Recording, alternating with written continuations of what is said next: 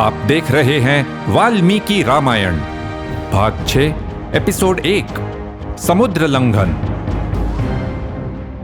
पहले हमने देखा कि सीता जी को ढूंढते हुए वानर दल कैसे दक्षिण के समुद्र तट पर पहुंचा। उन्हें पता चल गया था कि रावण सीता जी को लंका ले गया है, किंतु अब लंका कैसे पहुंचा जाए?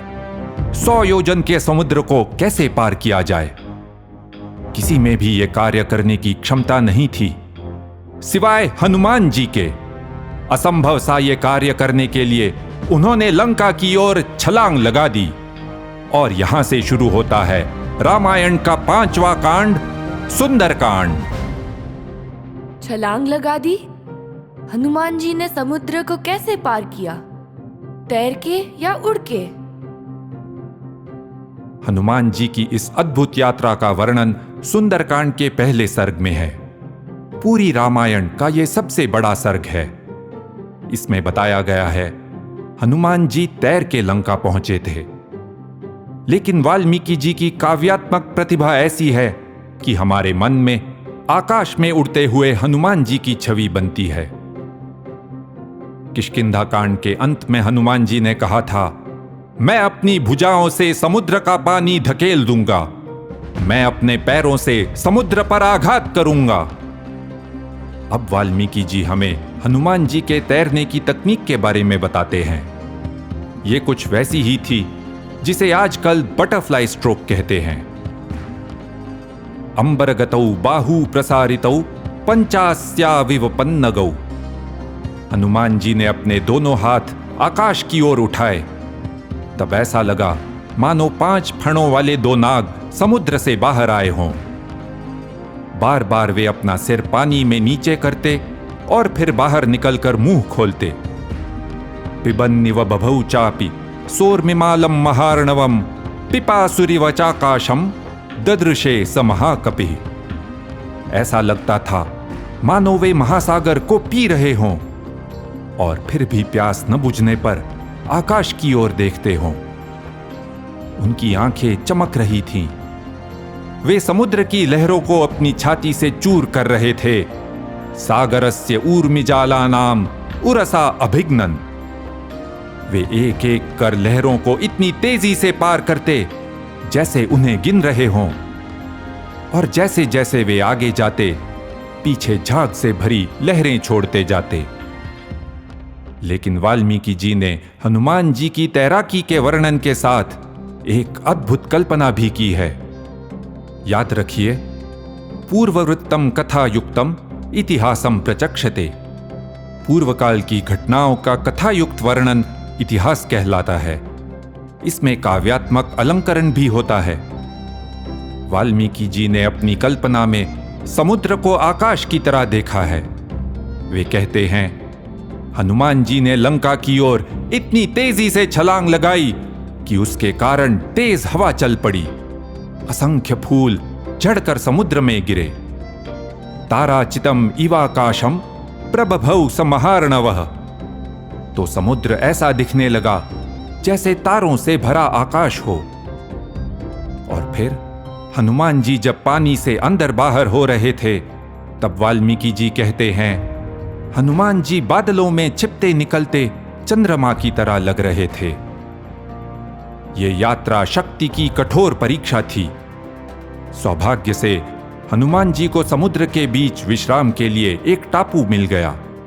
लेकिन बाद में 2 जानलेवा चुनौतियों का भी उन्हें सामना करना पड़ा। वाल्मीकि जी ने यह वर्णन काव्यात्मक रूप से किया है। हनुमान जी आकाश में उड़ रहे थे। उनका विशाल शरीर ऐसा दिख रहा था जैसे कोई पर्वत ही उड़ रहा हो। तभी समुद्र ने सोचा, हनुमान जी को विश्राम की आवश्यकता है। वे ये अद्भुत साहस इक्ष्वाकु राजवंश के लिए कर रहे हैं। मैं भी इस वंश का ऋणी हूं। मैंने श्री राम के पूर्वजों के कार्यकाल में अपनी सीमाओं का विस्तार किया था। देखिए, यहां पूर्वकाल में समुद्र का स्तर बढ़ने का उल्लेख है। तो समुद्र ने अपने जल में छिपे मैनाक पर्वत से कहा, हे पर्वत श्रेष्ठ, आप अपना विस्तार बढ़ा सकते हैं। कृपया आप पानी से बाहर आएं। तो मैनाक पर्वत समुद्र से बाहर आ गया। उसकी चोटियां चमक रही थीं। हनुमान जी को लगा, यह कैसी बाधा है, इसलिए उन्होंने अपनी छाती से उस पर्वत को जोर की ठोकर मारी। तब पर्वत ने मनुष्य रूप ले लिया, मानुषं धारयन् रूपम, और उनसे कहा, आप बहुत दूर से आए हैं, आप मेरे पूज्य अतिथि हैं, यहां थोड़ा विश्राम करें। हनुमान जी बोले, मैं अधिक नहीं रुक सकता, मुझे जल्दी आगे जाना चाहिए। और हनुमान जी ने पर्वत को हाथ से छू लिया, फिर मुस्कुराते हुए आकाश की ओर चले गए।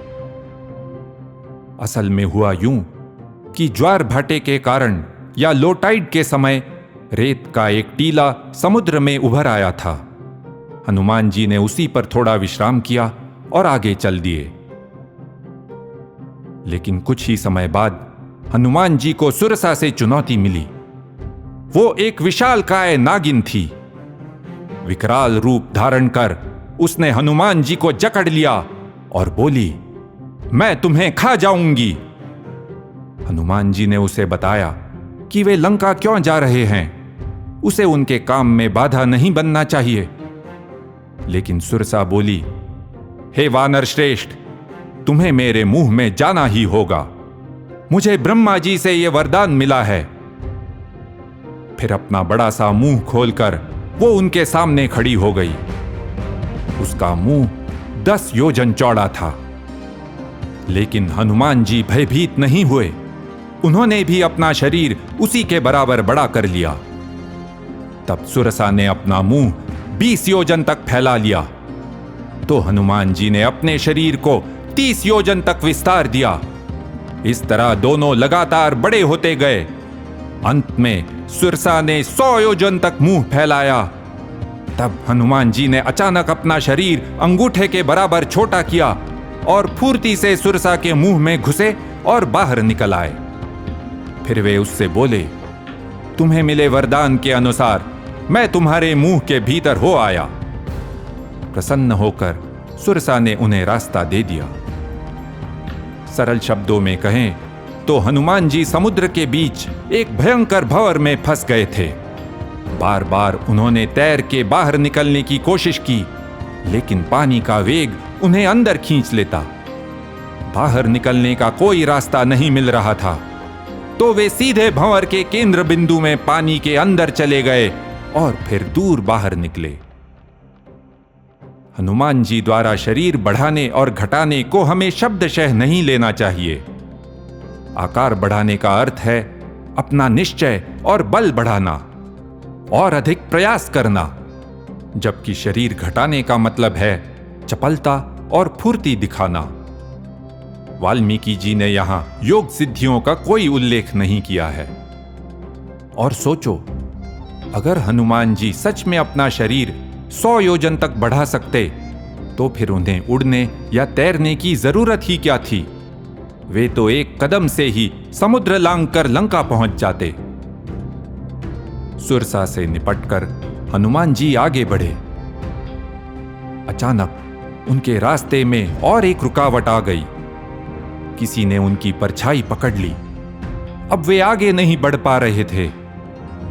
हनुमान जी ने ऊपर नीचे इधर उधर चारों ओर देखा। एक विशाल राक्षसी सिंहिका समुद्र से बाहर निकली। सुग्रीव ने उसके बारे में उन्हें बताया था।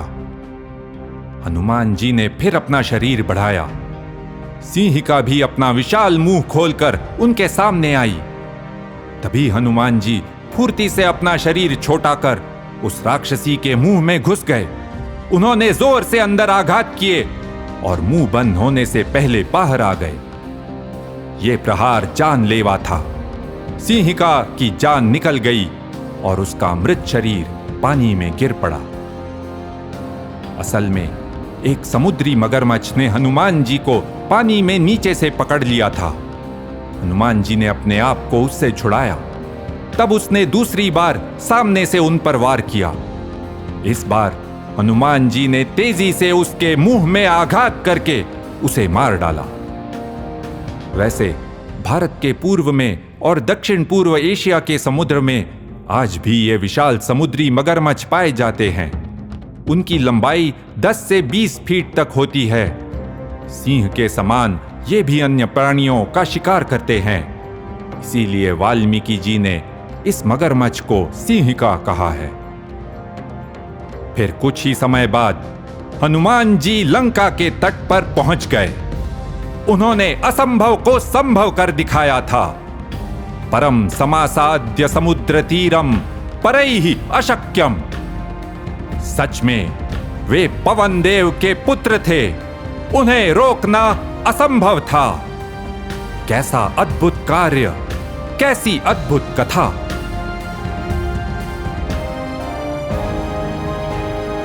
इति ह आस, ऐसा ही हुआ था।